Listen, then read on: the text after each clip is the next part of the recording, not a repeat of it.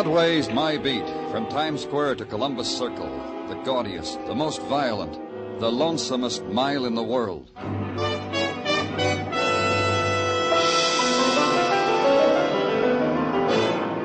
Broadway's My Beat, with Larry Thor as Detective Danny Clover.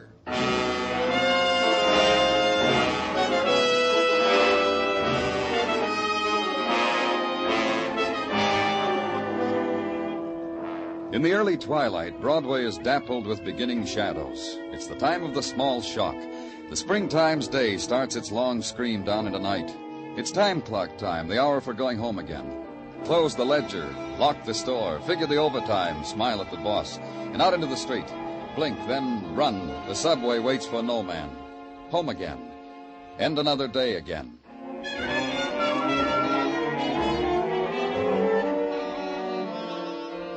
My day was just beginning, north on Broadway and to the east. Central Park around the 80s. And pushed through the crowd whose focus was a park bench that faced the street. All right, come on, break it up there, let him through. And Sergeant Muggavan tells you why you're there. Right over here, Danny. Stand right there near the bench. I found the knife. I didn't pick it up. Who's the boy? Paul Gilbert. Yeah. I haven't been home from school yet. Oh, you'll go home in a squad car, Paul. I promised him with the siren, Danny. With the siren. What happened, Paul? How did the knife get there? I saw the man take it out of his own back and throw it down. And then the man staggered away. Mm-hmm. Did I show you this, Danny? All this blood? Wherever he is, he's hurt real bad. I want you to think for a minute, Paul. What did this man look like? Tall, I guess. Yeah, I guess that's all. He was tall. Most grown-ups are tall, aren't they, Paul? All of them, except for midgets. One more thing, Paul. Was there anyone with this man? Think hard. No, I don't think so. Well, you told me that the other man I saw wasn't with him. The other man in the hat just watched him. Then the man in the hat ran away.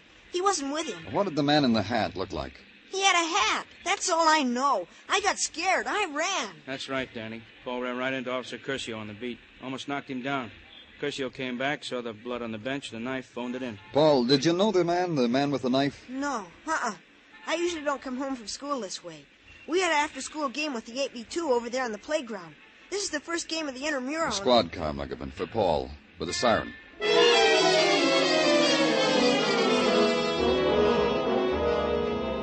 Then the careful tracing, the sifting through the shadows of a city, the dust of a city, the hiding places of a city into which a wounded man must crawl and lie for a time, and then wander in search of a kindlier place, a darker place, and leave behind him the trail of the wounded, the blood of his life.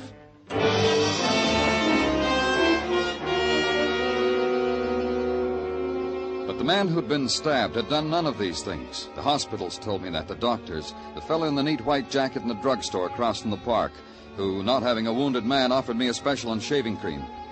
Then the legwork of the man on the beat, harvesting the crop of those who had been at the scene of the crime, sorting them, packaging them, parceling them out to me, one by one. Look, mister, how many rides do we have to give you guys? I was calling on my girl. I brought her a box of chocolate-covered peppermints. She was beginning to understand me. We won't keep you long. You don't understand, mister.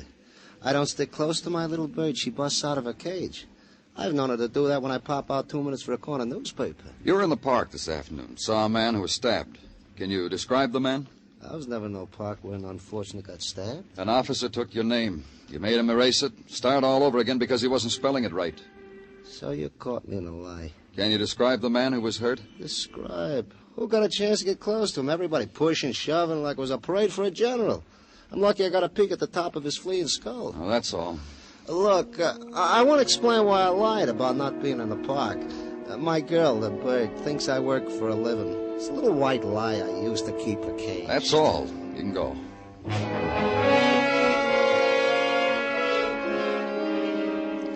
Then the man who is eager, whose eyes dart and pierce, who follows you as you move away from him, stays close to you, needs the lapel of your coat. I was real close to him. He had a knife in his back. He breathed in my face. I could tell you the color of his eyes, how close I was. Tell me. Blue eyes, washed out blue, and no tears in them, no tears at all. No remorse for the evil doing that had brought wrath upon him. Blue eyes. What color hair? Dirty. A dirty color. All matted. No, it was blonde and shining. And there was a kind of light that shone about it. That's because he was dying. dying in protest against all the wickedness that'll drown us all. A big man, a short man, What does it matter how he looked? I was close to him, I tell you. He reached out his hand to me, touched my hand, tears on my face. Help him out of your office. Motion a policeman over. Watch him be gentle with the man. Take him away. And then motion for the next one to come in. I realize, of course, that you're imposing on my time. Not that I mind. It could be a welcome relief from those spoiled monsters I simper and smile at and diaper. You're a nursemaid, Miss Cram. Is that right? Call me governess, and call me Virginia. Miss Cram doesn't sound like me at all, don't you think? You take the children to the park every day? From 4 to 5:30, except on rainy days. On rainy days, the children and I stay at home, and I'm permitted callers from 4 to 5:30. That's on rainy days. You told an officer you saw the man who was hurt. I was making conversation. I needed that to get those brats out of my hair. You didn't see him? I wouldn't have gone near him. But I can tell you who did see him, the looker. Who? The looker. All of us in the park know her. She sits in a window across the street on the 5th floor, watches every move we make every day.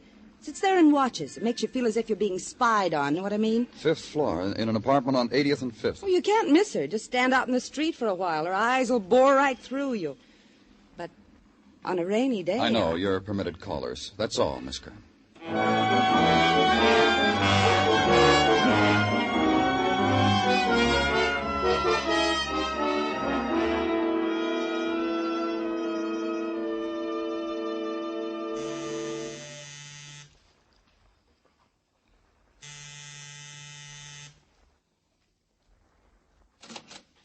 Yes? I'm Danny Clover, police. We haven't done anything. I know. I don't even know who you are. There's no name card on your door. You want to come in and talk to us? All right. I'm George Mason. She's in the wheelchair. Diane's my wife. Good evening, Miss Mason. Diane? Diane, dear. Diane, we've got a visitor. He said good evening to you. Say hello, Diane. This is Mr. Clover. He's from the police. Mr. Mason, there was some trouble earlier across the street from you. Talk to her, will you? I'm trying something. Maybe it'll do her some good, talking to her. No one ever does, you know. You just talk to her and I'll answer you. All right. There was a man stabbed across the street from you, Mrs. Mason, in the park. Yes, I heard about it when I came home. Have you found the man? No. Mrs. Mason, I understand that you sit by a window every day. That's right, that one. She sits there, watches. It's her pleasure. Today? Every day. Then she must have seen what happened. She must have... Pretty. What? What are you trying to say, Diane? Can't you see how it is? I'm sorry. George, Yes. What is it? I saw a man today. I saw a knife today. Is there anything you can do? Can you talk to her? Diane... A man today. A knife today. Yes, well, can you tell me what the man looked like, sweetheart? Knife. Was he a big man? Was he a small man? Was he a nice man? Man. Did you like him?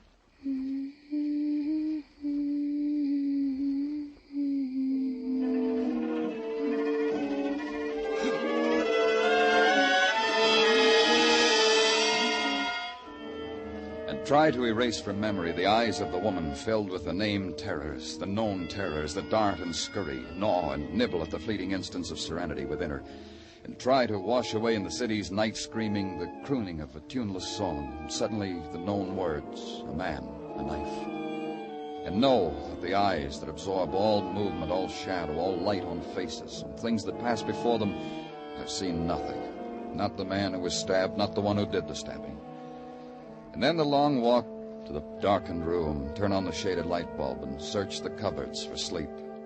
And finally, it comes.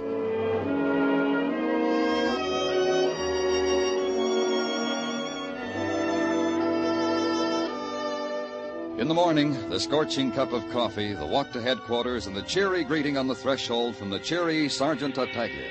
Welcome, Danny. Welcome to your abode away from your abode. Good morning, Gino. The best.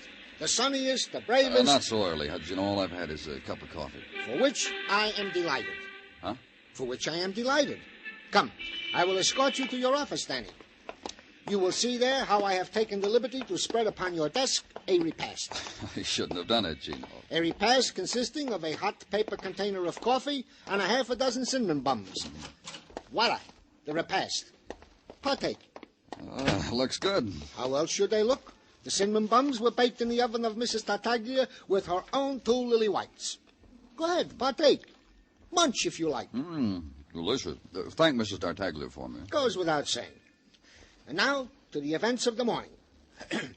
Okay if I disturb while you munch? Yeah. We of the department have discovered that this park bench upon which an alleged man was allegedly stabbed has been a lucky bench. Or unlucky, depending, of course, on the point of view of whom sat there. You'll explain it to me, Gino? Goes without saying. The lucky part of the bench is that 5 weeks ago a man found upon it, wrapped in a newspaper, $300. Turned it over to Lost and Found. So?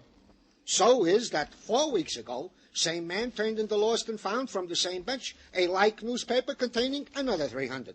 And we have not seen this pleasant, honest citizen since. Do you have his name? Oh, it goes without...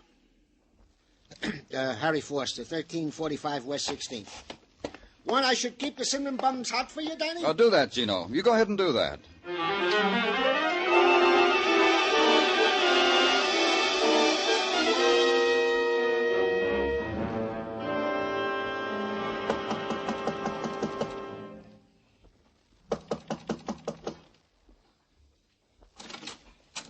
Please help me. Please come in and help me. What's the matter? My husband. No one will help me. I asked the neighbors. They said, call the police, call an ambulance. Please help. Where is he? You'll help. He's in our bedroom. I think he's dying, and no one. You're Mrs. Foster? Yes, Harry's wife. He came home last night, and there was blood. He just looked at me like an animal, and there he is, mister. Help him. Please help him. Dead. No, you're wrong. He's been dead for a long time. He was asleep. Only asleep.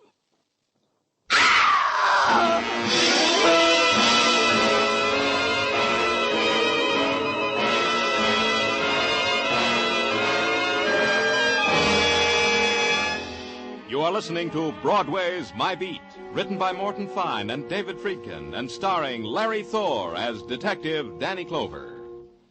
On CBS this Sunday evening, Charlie McCarthy will play a tattoo artist for a group of sailors, while beautiful Ann Southern acts as his reluctant model. There'll be more fun with Eve Arden, Amos and Andy, Red Skelton, and Corliss Archer.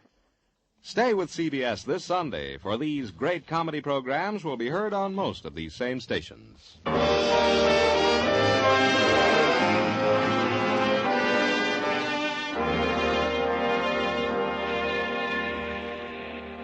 In the Maytime, the sun grins down and pats Broadway's cheek. Broadway loves it. The sunlit minutes are added to the 10-minute break for a cigarette. The walk is slower, the sway gentler. The windows are opened wide, and the doors, too. And glints of sunlight are carried through long hallways on the sigh of a summer's wind, touching the lips of the girl at the typewriter, touching the hand of the man at the water cooler watching her, touching the steel of the file cabinets, warming them.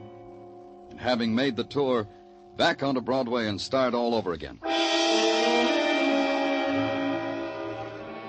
But where I was, there was no warmth. Only a woman drawing a shawl tight around her shoulders and talking quietly to her dead.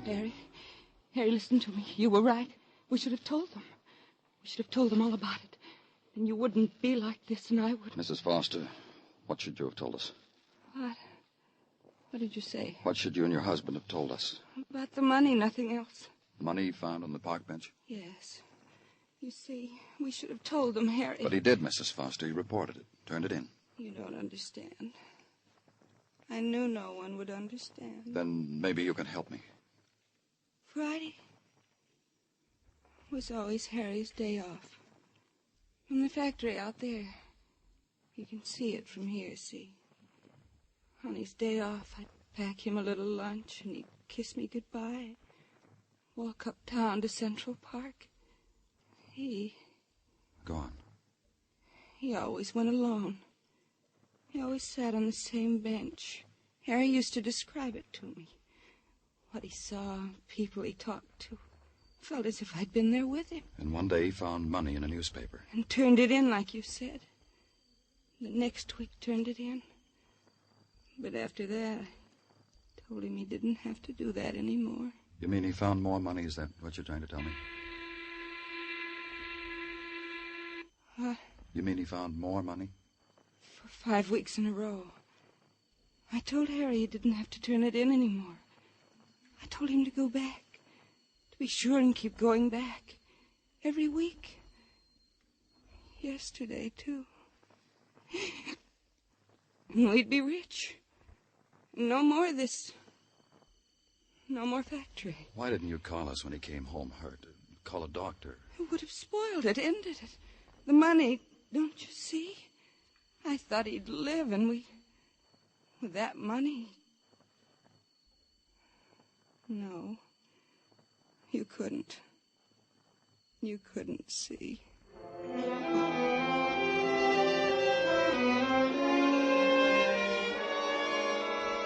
Then she turned from me and walked over to the window, stared out of it. Across her shoulder into the noon sunshine, I could see the factory emptying its lunchtime employees, the crowd breaking off its fragments, to the curb with the lunch pails, to the push carts for the ham on white and coffee. Then the other sound, the feet in the doorway, the entrance of the professionals, coroner, photographer, reporter. The man had been murdered.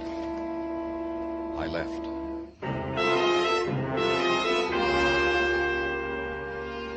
Then back again to Central Park and the park bench of the stabbing. Sit on it. A man named Harry Foster used to find money here, and he was killed. And a woman who had seen it happen, a woman who sat at a window every day. I looked up to the window. She wasn't there. I wondered why.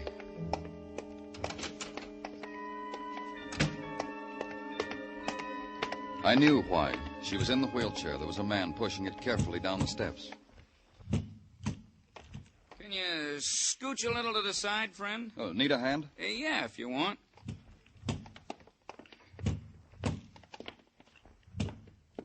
Thanks.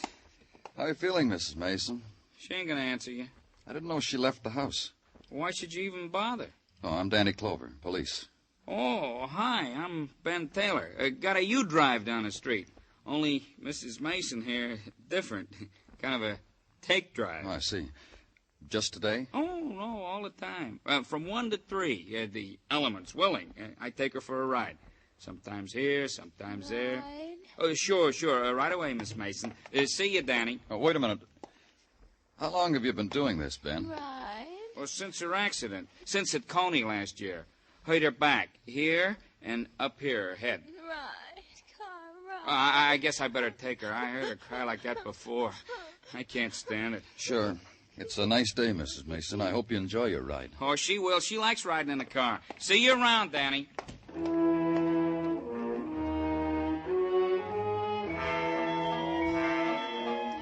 I watched Ben lift her gently out of the wheelchair, lift her into the back of the car, close the door, fold the chair, place it in the car trunk. Then back and saying something to her. She looked up for an instant. Her eyes found me. Then she smiled and shaped a lost word with her lips. They were gone.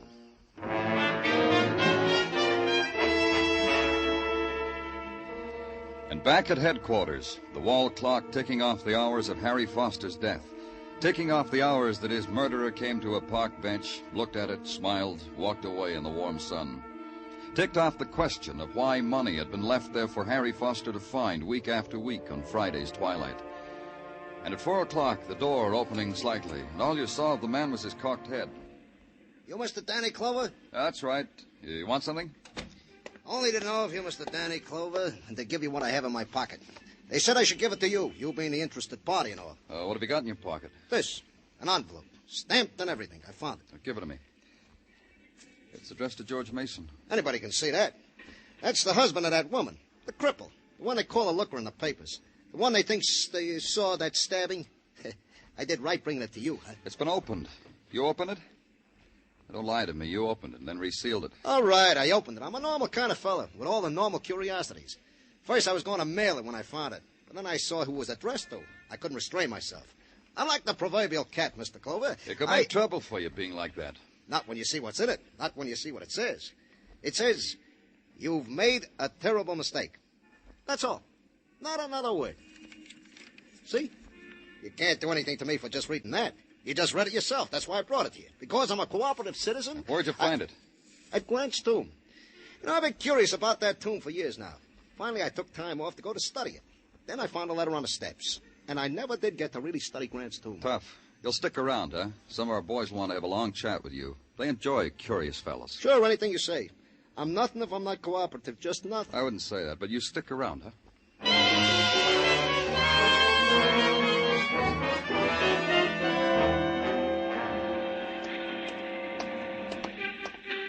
Hi, Ben. Well, hello, Danny.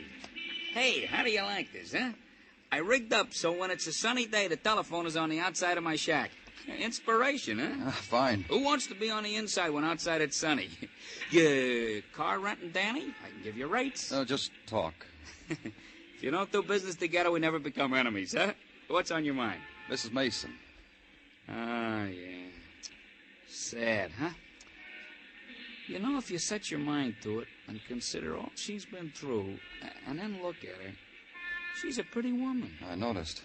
You said she was hurt in an accident at Coney Island, Ben. What kind of an accident? On the roller coaster. You know, one of them rides. Fell off right near the end of the ride. She stood up, fell. Was she with anyone? Yeah, her husband. You want to know something? In spite of the heartbreak of having a wife like that, you know, Mr. Mason is one of the nicest guys I ever met. What about Mrs. Mason, Ben? What about her? Can anyone ever talk to her, have a conversation with her? I talked to her. About what? Things. You know, ain't it a pretty day, Mrs. Mason? Is there a draft on you, Mrs. Mason? I talked to her. But she just hums and sings.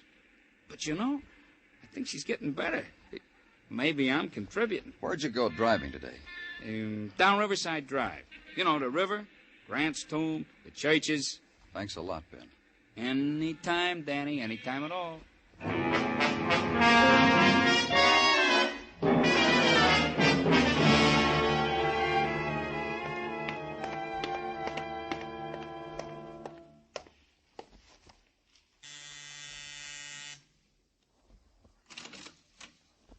Oh, hello, Mr. Clover. Good evening, Mr. Mason. We're delighted to see you. Please come in. Diane, it's Mr. Clover. Diane looks better, doesn't she, Mr. Clover? Yes, she does. I brought you something, Mr. Mason. Here. Oh? A letter? It's addressed to you. Read it. I don't understand. Read it. Yes, it is. It's addressed to me, but it's been opened. That's right. Read it. All right. Note says you made a mistake, Mr. Mason. Mrs. Mason, your husband might be electrocuted for a murder he committed. Leave her alone. I wasn't going to touch her. Cut it out, Mrs. Mason. What's the matter with you? Have you gone out of your mind, Clover? I said cut it out, Mrs. Mason. I told you leave her alone. All right, she'll come here to accuse me of murder, but leave her alone. George. Don't worry about anything, dear. Get me a drink of water. What? What did you say? A drink of water, George. Cold water from the refrigerator. Diane. Darling, a drink of water. Do it. You won't be able to wait on me anymore. Mr. Clover's going to take you away from me. You're talking like you know what you're saying. You do know what you're saying. What's happening? What's happening to us? It's already happened. It's all over.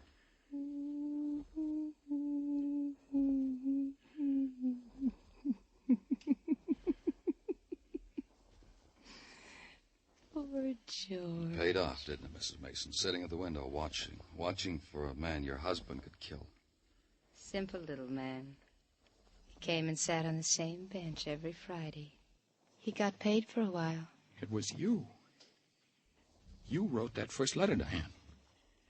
And this one. Made me pay blackmail to a man who didn't even know me, didn't know anything about me. It was so simple. Write a letter, put a stamp on it, drop it from the car. Someone picked up the first letter and mailed it. About 5 weeks ago, a letter with instructions in it. Why, yes. Leave money every Friday on the park bench. The man who picked it up, Mr. Mason, you thought was a blackmailer, so you killed him. She's crazy. She really is. She's crazy. No, I'm not. I'm just a cripple, George. I can't move from this chair. Honest. But I'm not crazy. She's crazy. What did that first letter say, Mr. Mason? Well, that a man saw me push my wife off a ride at Coney Island. He demanded blackmail, but I didn't push, Diane. Then why did you pay the money, darling? That you weren't going to let your husband alone, were you, Mrs. Mason? Even after he did what you wanted him to do, murder a man. Another letter, that one your husband's holding, telling him he killed the wrong man. It's not much to ask, is it? Wanting George to suffer? Look at me. You're an accessory, Mrs. Mason. Am I? What can you do to me? A cripple in a wheelchair. In a prison? Will that be different? Tell me how. I didn't push you, Diane. I didn't push you. You fell off that ride. You fell. Liar. Diane. You're a liar, George. Diane, will you listen to me? I made it up to you. I carried you. I waited on you. I went crazy that day. I hated you. I don't know why. I don't know. Oh, I know why. You're an evil woman. Evil. Poor George. You should have died. You should have. You should have.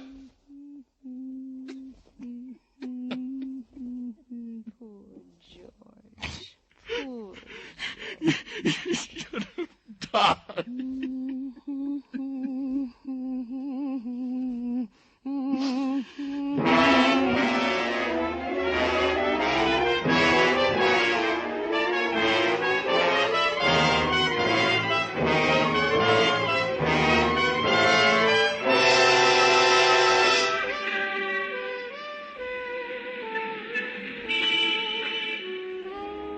It's night on Broadway now.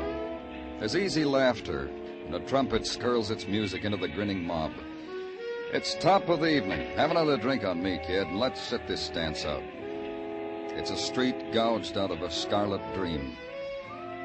It's Broadway, the gaudiest, the most violent, the lonesomest mile in the world. Broadway, my beat.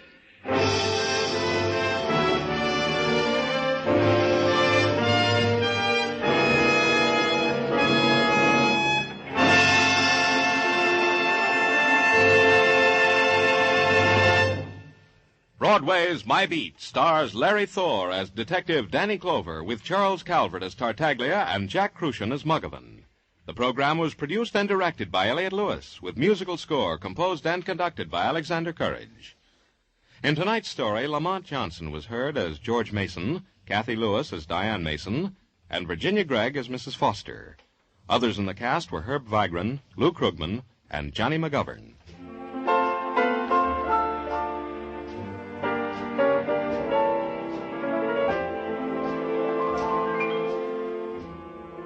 Every Saturday night, Jan Murray takes a tip from Danny Clover and goes looking for people. Only Jan's beat is the United States. By coast-to-coast phone, he offers a grand in cold, hard cash if you can identify the phantom voice. So stay tuned now as Jan Murray and Sing It Again follow immediately on most of these same CBS stations.